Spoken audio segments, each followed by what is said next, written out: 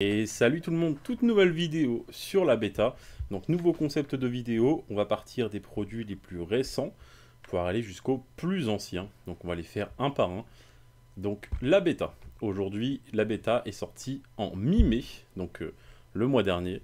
Et la bêta reprend les cartes de l'alpha. Mais quelle est la différence entre la bêta et l'alpha? Alors la différence entre la bêta et l'alpha, c'est tout d'abord la taille de la boîte. Donc la taille de la boîte sur la bêta est bien plus petite, puisque à l'intérieur il y a 24 boosters, alors que l'alpha comportait 36 boosters. En différence, par contre, il n'y a aucune numérotée dans la bêta, alors que dans l'alpha, il y en avait deux. Donc c'est une boîte qui est plus accessible, qui permet aux boutiques physiques de faire des initiations et des tournois.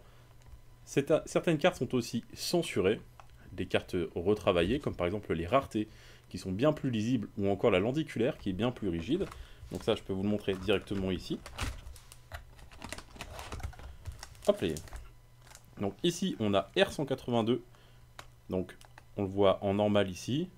Et hop, en binaire juste derrière. Donc on a toujours une lenticulaire à l'intérieur dans des summoners. La carte est bien plus rigide que celle de l'alpha. Et du coup, je vais vous montrer un petit peu l'art set. Donc voici à quoi ressemble l'art set. Aujourd'hui, je vais ouvrir d'abord 3 boosters. Ça serait bien qu'on tombe sur une petite légendaire foil. J'aimerais bien vous montrer un petit peu. Donc on va d'abord s'ouvrir 3 petits boosters. Et ça va être tout bon. Donc on a la télékinésie, la petite Light Clover Flower, donc la petite fleur de lumière.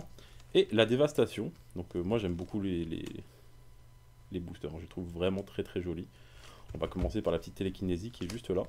Donc hop, on se le craque. C'est parti. Donc ce sont des boosters de 10 cartes. Donc en français ici. Donc c'est la toute première display française qui existe. Et on commence par un stock. Donc les premières cartes de chaque booster, ça sera stock, éther ou un level up de manière générale. Pourquoi? Parce qu'en fait la display est draftable en fait. En tout cas vous pouvez jouer en scellé dessus. Donc vous pouvez acheter une display par exemple avec des amis et à 3-4 jouer avec, faire votre deck et puis vous amuser et vous affronter après avec les decks que vous allez construire. Donc le petit stock. Derrière, le pilleur de tombe. Donc petite créature monstre qu'on retrouve dans le deck de Lazarus du coup. Veouya, qu'on retrouve dans le deck de Lovia, donc les decks préconstruits. Donc pour le coup, Veouya est très très forte puisque du coup elle a le vol et elle permet d'annuler une invocation imminente. Donc il suffit de payer 1 et de faire un dans cette pièce et on peut annuler une invocation imminente et ça c'est vraiment très très fort pour le coup. Après, bien sûr, s'il y a un échec, il y a une contrepartie. Prophétie de faiblesse. Paradis. Super joli. Et les cartes sont vraiment très très jolies. Explosion électrique colossale. Isat. Donc là, on est sur un des invocateurs du jeu. Donc pour chaque deck, vous aurez besoin de 2 invocateurs. Donc Isat en est un. Donc vous avez le nom de l'invocateur Isat avec ce qu'il fait à chaque niveau, puisque le but du jeu est de monter de niveau vos invocateurs et de jouer les effets de vos invocateurs avec, ou de jouer des cartes de votre main. On va commencer par les holos. Donc dans chaque booster, il y a 3 holos. Donc c'est vraiment aléatoire. On peut avoir de la commune, de la rare, de la légendaire. Il peut y avoir pas mal de choses. Donc bataille monétaire, pour commencer. Ensuite on a en peu commun. Hop, trèfle de cendre. Ok. Donc il a multi-cible, et pour 1, le résultat de votre action ciblée est un échec critique. Donc permet de comboter avec d'autres cartes. Et on finit avec une autre rare qui est Entraînement Z. Ok. Petite incantation de rang 3. Très sympa. Donc ça c'est le premier booster. Donc vous voyez les raretés juste en dessous. Je vais quand même faire un petit point sur les raretés pour les nouveaux. Ici c'est une rare, donc avec les ailes déployées. Vous voyez avec la petite aile qui est juste là. Ici vous avez une peu commune, donc avec des ailes un petit peu moins déployées. Et ici vous avez une commune. Donc là il n'y a pas d'aile du tout. Donc là quand c'est doré comme ça, c'est-à-dire que c'est une holo. Quand c'est en blanc, c'est-à-dire que c'est une carte non holo, tout simplement. Et j'espère qu'on tombera sur une légendaire, comme ça je pourrais vous montrer en même temps. On va continuer avec le deuxième booster, celui de la dévastation. Allez, c'est parti. La petite dévastation. Si on peut faire tomber une petite dévastation, ça serait cool. Donc comme je vous ai dit, les premières cartes, il y a des niveaux supérieurs, du stock, de l'éther, ça permet de jouer. Donc là, ici, c'est un niveau supérieur qui vous permet de faire monter un niveau, un de vos invocateurs. Saccageur de tombe, ok. Les cacahuètes, donc on est toujours sur des cartes communes pour le moment. En peu commun, la prophétie d'effondrement, que moi j'aime beaucoup personnellement. Chaque adversaire se défausse de 3 cartes, puis ajoute 3 pièces à son stock. Alors c'est une carte que j'aime beaucoup, même jouer en tant que joueur 1 ou joueur 2. Imaginez, du coup, le joueur 2 commence avec 4 cartes en main, donc le joueur 1 commence avec 6, le joueur 2 avec 4. Tour 1, vous pouvez littéralement le mettre à une carte en main. C'est très très fort, moi j'aime beaucoup cette carte personnellement. Ensuite, on a prolongation. Au début de votre tour, vos invocateurs gagnent chacun un point de vie, donc ça c'est bien pour gagner un maximum de points de vie. Et on peut encore en gagner encore plus. C'est pour jouer un jeu rampe, un jeu un petit peu contrôle. Alchimiste, incantation de rang 2. Prophétie d'injustice. Toujours, on est dans des rares là pour le moment. On a recherché, avec le petit wanted, j'aime beaucoup l'illustration. Contrefaçon en rare. Donc la contrefaçon arrive en jeu en tant que copie d'une carte constante ciblée. Ça c'est vraiment fort. Donc peu importe quelle carte sur le terrain, vous pouvez en faire une copie. Et ça c'est vraiment vraiment cool. Et derrière on a entraînement de clone. Ok. Pour les petits jeux clones. Ça c'est cool. Troisième booster. On continue. J'aimerais bien tomber sur une légendaire foil pour vous montrer la rareté. On continuera tant qu'on tombe pas sur une légendaire. De toute façon. Trèfle chanceux. Donc oui, aussi il y a possibilité d'avoir un trèfle chanceux au début. Je crois que c'est la seule que j'avais pas. Donc c'est une carte qui est, comment dire, assez versatile. Elle a fait pas mal de choses quoi. En gros, on peut choisir un effet parmi piocher une carte, donner un point de vie à un de vos invocateurs, gagner une pièce ou mettez un marqueur +1/+1 sur une de vos créatures. Suivre le courant, donc on est sur des cartes communes. Le poids de l'âme. En aucune façon. Durant ce tour, vos invocateurs et votre champ de bataille sont protégés de tous les effets ou actions de la carte ciblée. Très très bien à mettre en réponse, puisque c'est une imminente, on peut la jouer quand on veut. Donc en réponse à une autre carte qui peut nous embêter, c'est quand même pas mal. Et en plus pour 1, avec un succès, on peut exclure la carte du jeu. Damoiselle Elzine, qui est un des invocateurs du jeu du coup, qui a que 5 points de vie cette fois-ci. Donc à faire attention. Unicité. Unicité. On continue avec l'ange de la vérité que j'ai en playmat juste en dessous. Une de mes cartes préférées de Rise personnellement, tant au niveau du dessin que du coup de l'effet. Pour 2, avec un succès, un adversaire ciblé vous révèle sa main, excluez une carte de sa main. C'est-à-dire que tour 1, vous pouvez jouer ça et, savoir les cartes que votre adversaire a en main. Ce qui est vraiment cool. Ce qui est un bel avantage. On y va avec une fin de loup. Alors ça, c'est très particulier aussi, c'est très très fort. C'est une carte commune en fait qui s'attache, donc c'est un équipement. Vous le mettez sur une de vos créatures et en fait la créature ciblée n'a plus le mal d'invocation. Ce qui vous permet en fait d'attaquer au tour 1 tout simplement. Et ça c'est vraiment vraiment cool. En plus de ça, elle va vous donner des petits effets, des petits bonus. C'est vraiment sympa. Deuxième carte, le Syncrane, qui est vraiment très joli. Appelé 5 créatures squelettes de rang infini. Ça fait plaisir. Et soutien, ok. On se fait un 4ème booster. Allez, jusqu'à ce qu'on tombe sur une petite légendaire foil. Jusqu'à ce qu'on tombe sur une petite légendaire foil. Allez, un petit booster, la petite fleur de lumière, pour nous porter chance. On y va. C'est parti.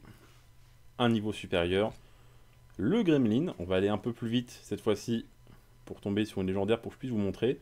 Le Mazo, sauf s'il y a une carte bien sûr que je reconnais qui est vraiment cool à mettre dans vos decks, je vous expliquerai pourquoi. La clé de lumière, Blast Corporation. Prolongation qu'on a déjà vu tout à l'heure. Paradis en foil. Alchimiste en foil. Et derrière on a Usine de la Blast Corporation. Ok. De la Blast Corp. Allez, un petit booster télékinésie. Allez, on y va.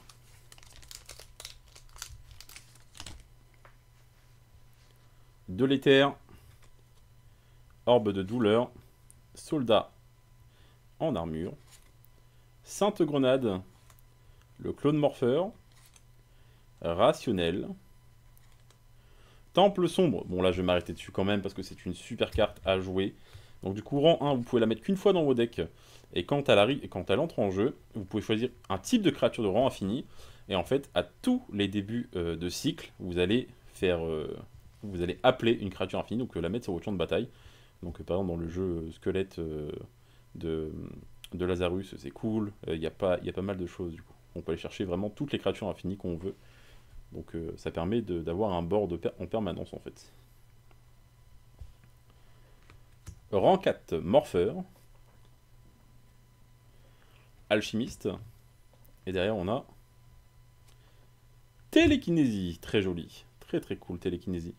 Prenez le contrôle d'une carte constante ciblée pour 3 et un succès. C'est pas mal. Allez on y va, on continue. Si on peut tomber sur une petite Pristine Level Up. Donc Pristine Level Up qui est la carte la plus recherchée. Donc hop, on y va. La vengeance. La chute. Damnation éternelle. Clone général. Niveau maximum. Je vais m'arrêter dessus parce qu'il y a 2-3 petites choses à dire sur cette carte. L'invocateur ciblé passe au niveau maximum avec autant de points de capacité. Donc en gros, c'est-à-dire que vous pouvez jouer votre invocateur pourra jouer sa dernière capacité en fait, puisque du coup l'accès aux capacités de niveau inférieur est prohibé. Donc en gros, si vous avez un invocateur qui peut monter jusqu'au niveau 4, il va monter au niveau 4, mais par contre vous ne pourrez pas faire les capacités de niveau 1, 2 et 3. Donc par contre vous devrez rester au niveau 4. Et ce qui est cool avec cette carte, et ce que les gens ne pensent pas forcément, c'est que vous pouvez le faire sur votre adversaire.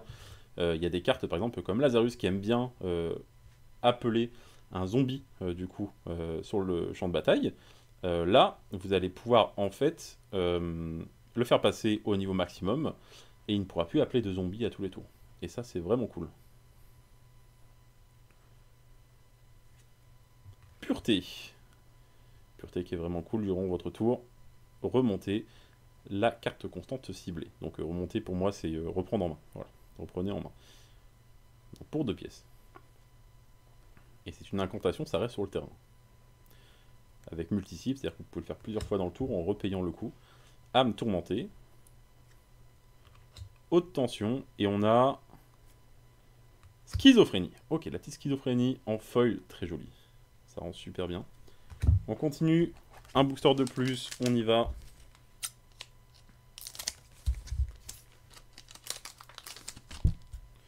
Allez, le petit stock. Wolam. Irrationnel, très cool. Succès ultime. Pièce ensanglantée. Malicia. Flamme blanche. Lanceur de sorts de rang 1. Accumulateur compulsif. Et on a Faveur, qui est vraiment très très cool aussi. C'est une carte qui est vraiment très forte. Piochez une carte chaque fois que vous faites une invocation imminente. Donc ça reste sur le terrain. À chaque fois que vous faites une invocation imminente, donc dès que vous jouez une carte imminente, en fait, vous piochez une carte. C'est pas trop mal. Allez, on continue. De l'éther, chat sauvage. Allez, on y va. Passionné, masque des ténèbres, ça empêche de vous faire combo. C'est vraiment très fort à mettre en plusieurs fois dans votre deck. Surcharge, mutisme, amok. Et niveau supérieur efficace. Qui vous permettent de monter de niveau et gagner une pièce. Ça, c'est des niveaux supérieurs, c'est vraiment cool. Il faut vraiment les. Enfin, c'est vraiment cool dans le sens où il faut les avoir en fait en plusieurs fois dans vos decks. Si vous pouvez remplacer tous vos niveaux supérieurs par des niveaux supérieurs qui sont bien meilleurs, qui sont bien plus... qui vous donnent des effets comme piocher une carte, gagner une pièce, ce genre de choses, ou gagner de l'éther, il faut le faire. Allez, Dynamite, Hazel, Mimique, Roi Squelette, le Gremlin, El Diablo et Chevalière d'Améthyste. Allez, on continue. Bon, c'est bien, comme ça, vous voyez pas mal de cartes quand même pendant la vidéo, donc ça vous permet de découvrir, de bien découvrir la bêta pour le coup. Allez, booster suivant. Trèfle chanceux. On y va, le flingueur. Second souffle. Miroir de protection, ça c'est pour moi en 3 fois dans chaque deck.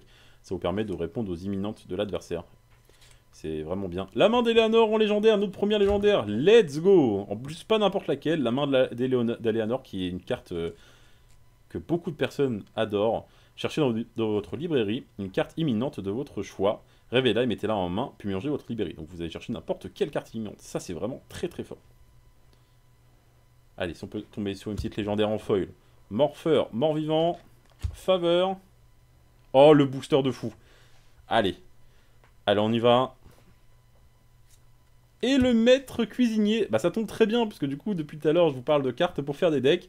Le maître cuisinier qui va être très fort en plus avec la Candipocalypse qui sort, qui double les effets de toutes les cartes, du coup, nourriture, qui sont vraiment... qui va être du coup au centre de la Candipocalypse dans, dans le prochain set en fin d'année.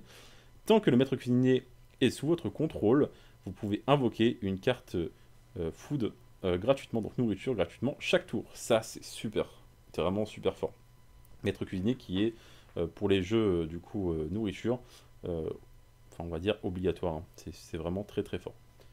Donc du coup, on est tombé sur notre légendaire foil, pas n'importe laquelle, je suis très très content.